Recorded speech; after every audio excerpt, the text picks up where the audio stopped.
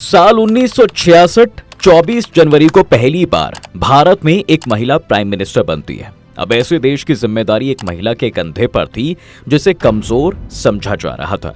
सिर्फ देश में ही नहीं बल्कि विदेशों में भी। जी हां, इनके पीएम बनने के बाद अगले 2 साल तक लगातार देश में सूखा पड़ा। इस समय कंट्री की इकोनॉमिक कंडीशन बहुत खराब थी। लोग भूख से मर रहे थे क्योंकि देश को आजाद हुए अभी महज 20 साल ही हुए थे। अब ऐसे में इंदिरा गांधी हेल्प की उम्मीद में मार्च 1966 में पहली बार अमेरिका जाती हैं। उन्होंने यहां पर अमेरिकी प्रेसिडेंट लिंडन जॉनसन से मुलाकात की। इस मुलाकात में अमेरिका भारत के बीच एक समझौता हुआ। इंदिरा गांधी के वापस भारत आने के पहले इनके सम्मान में अमेरिकी प्रेसिडेंट ने डिनर पार्टी दी। डिनर के बाद अमेरिकी प्रेसिडेंट ने इनके साथ डांस करने की इच्छा जताई, जिसे इन्होंने साफ तौर पर मना कर दिया। इसके बाद प्रेसिडेंट नाराज तो नहीं हुए, लेकिन इन्होंने इंदिरा गांधी से ये एक्सपेक्ट नहीं किया था। तो अब सवाल उठता है कि भाई इंदिरा गांधी ने क्यों मना कर दिया था और इसके बाद क्या भारत को अमेरिका से मदद मिली? जानेंगे इन सवालों के जवाब, तो बने रहिएगा हमारे साथ वीडियो के एंड तक। देखिए, साल 1965 में भारत पाक युद्ध हुआ। फिर दोनों देशों के नेता ताशकंद में मिले और पीस अग्रीमेंट हुआ। लेकिन अग्रीमेंट के बाद ताशकंद में ही हमारे देश के प्राइम मिनिस्टर लाल बहादुर शास्त्री की डेथ हो गई। शास्त्री जी की सडन डेथ के बाद गुलजारी लाल नंदा को देश का केयरटेकर प्राइम मिनिस्टर बना दिया गया। दरअसल साल 1966 भारत के लिए पॉलिटिकल और इकोनॉमिक दोनों ही दृष्टि से काफी अनलकी रहा था। नंदा ने जब अपने पोस्ट से रेजिग्नेशन दिया तो इसके बाद इंदिरा गांधी देश की नई प्राइम मिनिस्टर बनी। अब इस समय उनके सामने कई सारे चैलेंजेस थे, लेकिन इन चैलेंजेस से ये कभी डरी नहीं। जवाहरलाल नेहरू की पॉलिटिकल लीगेसी को संभालते हुए इंदिरा गांधी ने खुद को एक स्ट्रॉन्ग प्राइम मिनिस्टर के रूप में स्थापित किया। जिस समय इंदिरा गांधी पीएम बनी उस समय दुनिया के कई डेवलप्ड कंट्री इनकी पॉपुलैरिटी के कारण इन्हें पसंद नहीं करती थी। ऐसे में एक महिला का भारत जैसे बड़े देश का पीएम बनना किसी को कैसे पसंद आ सकता है? हालांकि इनके जानकार बताते हैं कि भाई इंदिरा गांधी खुद को महिला प्राइम मिनिस्टर कहे जाने से बहुत चिढ़ती थी। वो कहती थी कि मैं काम करते वक्त खुद को महिला नहीं मानती हूँ। जब इंदिरा सत्ते में आई तो उस समय इनके सामने देश में भोजन की भारी कमी हो गई थी। देश को पहली बार राइस और वीट का इंपोर्ट करने की जरूरत पड़ी थी। हालांकि इस समय देश के पास भोजन इंपोर्ट करने के लिए पैसे भी नहीं थे। प्राइम मिनिस्टर बनने के बाद इंदिरा गांधी मार्च 1966 में पहली बार फॉरेन ट्रैवल पर गई। वो पेरिस और लंदन में रुकी भी, लेकिन उनकी ट्रैवल का मुख्य मकसद अमेरिका जाना था। उस समय अपनी खाद्यान्न जरूरतों के लिए भारत पूरी तरह से अमेरिका पर डिपेंडेंट था, क्योंकि होम फूड प्रोडक्शन भी मांग के अनुसार सफिशिएंट नहीं था। इस समय भारत का फॉरेन एक्सचेंज रिजर्व्स भी काफी कम था। इसके अलावा भी भारत कई और समस्याओं से घिरा हुआ था।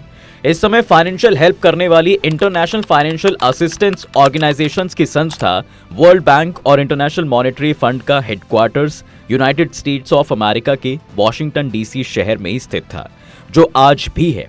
यहां से भी इन्हें मदद मिलनी थी।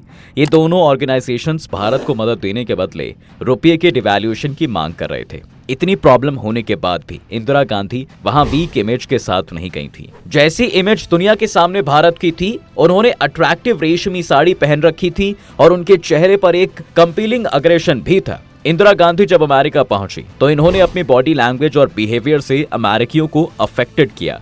यहाँ तो कि अमेरिकी प्रेसिडेंट लिंडन जॉनसन भी उनसे काफी प्रभावित थे। फिर इनके अमेरिका पहुंचने के बाद इस समय के तत्कालीन इंडियन एम्बेसडर बीके नेहरू के पास अमेरिकी प्रेसिडेंट लिंडन जॉनसन के खास माने जाने वाले जैक वैलेंटी का फोन आता है। ये एम्बेसडर बीके नेहरू से पूछते हैं कि क्या आपने लाइफ पत्रिका का लेटेस्ट वाला अंक पढ़ा है? इसमें लिखा हुआ है कि आपके पीएम को मैडम प्राइम मिनिस्टर कहलाना पसंद नहीं है।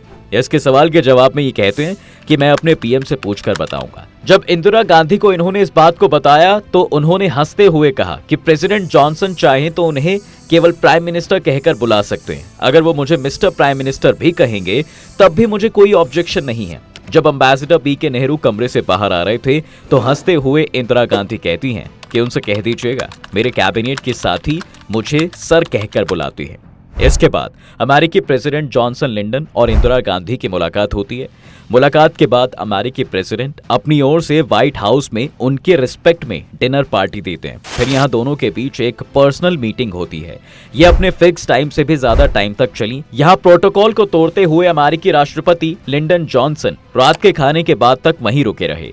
इस संबंध में जानकार बताते हैं कि अमेरिकी राष्ट्रपति जॉनसन डिनर पार्टी के बाद इंदिरा गांधी के साथ डांस करना चाहते थे। ऐसा ये क्यों करना चाहते थे ये किसी को नहीं पता चला। खैर फिर डांस फ्लोर पर बॉल रूम में डांस करने के लिए इंदिरा गांधी को इनवाइट भी किया गया, जिसे इंदिरा गांधी ने पोलाइटली डिक्लाइन कर दिया।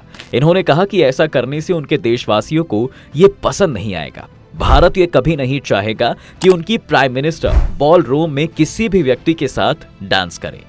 हालांकि इंदिरा गांधी के मना करने के बाद जॉनसन ने अपने ऑफिशियल से कहा कि इन्हें कोई प्रॉब्लम नहीं होनी चाहिए। इसके बाद अमेरिकी प्रेसिडेंट लिंडन जॉनसन ने न केवल 160 लाख टन गेहूं और 10 लाख टन चावल भेजा, बल्कि भारत को वित्तीय समस्याओं से उबरने में मदद के लिए करीब $1 अरब भी दिए।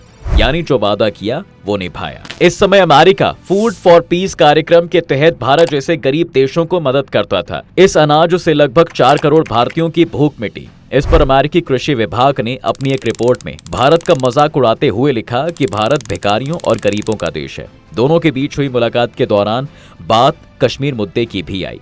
अमेरिकी प्रेसिडेंट का झुकाव पाकिस्तान की ओर था, लेकिन इंदिरा गांधी यहाँ पर कश्मीर का कोई समझौता करने को तैयार नहीं थी।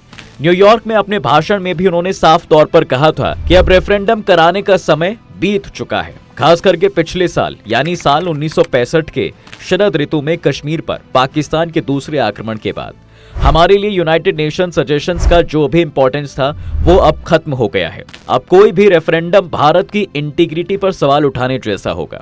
इससे हमारे देश में सेग्रीगेशन का मुद्दा उठेगा। हम धार्मिक आधार पर भारत का एक और डिवीजन बर्दाश्त नहीं कर सकते और ना ही करेंगे। बात अब यहीं खत्म हो जाती है। अब बात फिर भारत की प्रॉब्लम पर आ जाती है। देखिए, इंदिरा गांधी ने पूरी दुनिया को ईस्ट पाकिस्तान में हो रहे एट्रोसिटी और एक्सप्लॉयटेशन को दिखाना चाहा। इसके लिए एक इंटरनेशनल फोरम की जरूरत थी। इन सभी बातों की ओर दुनिया का ध्यान अट्रैक्ट करने के लिए इंदिरा गांधी 25वें यूनाइटेड नेशंस कॉन्फ्रेंस में भाग लेने के बहाने अमेरिका गई। लेकिन व्हाइट हाउस में स्वागत भाषण के दौरान निक्सन ने ईस्ट पाकिस्तान का नाम तक नहीं लिया था। इसके उलट उन्होंने बिहार के बाढ़ पीड़ितों के प्रति सिंपैथी भी जताई थी। यहाँ अपने स्पीच में इंदिरा गांधी ने प्रेसिडेंट निक्सन को जवाब देते हुए कहा कि आप ह्यूमन मेड ट्रेजेडी को इग्नोर कर रहे हैं। ये बात निक्सन को पसंद नहीं आई। इसका नतीजा ये हुआ कि भाई अगले दिन निक्सन ने इंदिरा गांधी को उनसे मिलने के लिए 45 मिनट तक वेट करवाया था। लेकिन इस इंसल्ट का बदला भी इंदिरा गांधी ने ले लिया था। बाद में जब निक्सन ने इंदिरा गांधी के लिए डिनर पार्टी का आयोजन किया तो उन्होंने एक बार फिर अपने साथ हुए बिहेवियर का जवाब दिया। वो प्रेसिडेंट निक्सन के साथ फॉर्मल डिनर पार्टी की मेज पर तो थीं, लेकिन उन्होंने अपनी आंखें अपनी खाने की प्लेट पर जमा रखी थीं। साथ ही यहाँ कुछ भी कहने से इनकार कर दिया था। सभी और कई मेहमान उनकी तरफ देख रहे थे, लेकिन इंदिरा किसी की तरफ नहीं देख रही थी। यहाँ तक कि प्रेसिडेंट निक्सन को भी नहीं देख रही थी। उन्होंने अपने इंसल्ट का जवाब इतनी एफिशिएंसी से दिया कि सभी स्पीचलेस रह गए थे। अमेरिका में अपनी इमेज के अकॉर्डिंग ही इंदिरा गांधी ने अपने एक स्पीच में अमेरिकी लोगों से अपील की और कहा कि मैं यहाँ इस एक्सपेक्टेशन से आई हूँ कि हमारे पड़ोस में जो एट्रोसिटी हो रहा है उस सिचुएशन को आप लोग समझ सकते हैं। इंदिरा गांधी यहां से देश की सुरक्षा का वादा लेकर आई थी। अब इससे पहले सितंबर 1971 में सोवियत रूस के प्रेसिडेंट ब्रेजनेव और प्रधानमंत्री कोसिगिन ने भी उन्हें अश्योरेंस दिया कि यदि भारत को पाकिस्तान के विरुद्ध युद्ध में जाना पड़े तो सोवियत आर्मी हेल्प करेगी। दोनों देशों के बीच भारत सोवियत मैत्री एग्रीमेंट और स्ट्रांग हो गया। अमेरिका से लौटने के बाद इंदिरा गांधी ने वर्ल्ड ज्योग्राफी का नक्शा ही बदल दिया था। 3 दिसंबर 1971 को जैसे ही पाकिस्तान ने भारत के वेस्ट एरिया में भारतीय बेस पर बमबारी की, वैसे ही इंदिरा गांधी ने इंडियन आर्मी को कार्रवाई करने का ऑर्डर दे दिया। कुछ दिनों के बाद इंदिरा गांधी ने पार्लियामेंट में जोरदार तालियों से घोषणा की कि भारत एक इंडिपेंडेंट नेशन के रूप में बांग्लादेश के एग्जिस्टेंस को मान्यता देता है। वॉशिंगटन में ओवल ऑफिस में बैठे प्रेसिडेंट निक्सन ने भारत के रवैये की निंदा की और अपने 7वें बेड़े को बंगाल की खाड़ी में भेजने की घोषणा की। अब इस मंशा से कि भारत जो है डर जाए, लेकिन भारत को डराने की इस कोशिश का इंदिरा पर कोई असर नहीं हुआ भैया। सोवियत रूस के जहाजी बेड़े बंगाल की खाड़ी में अमेरिका नौसेना से पहले ही पहुंच गए थे।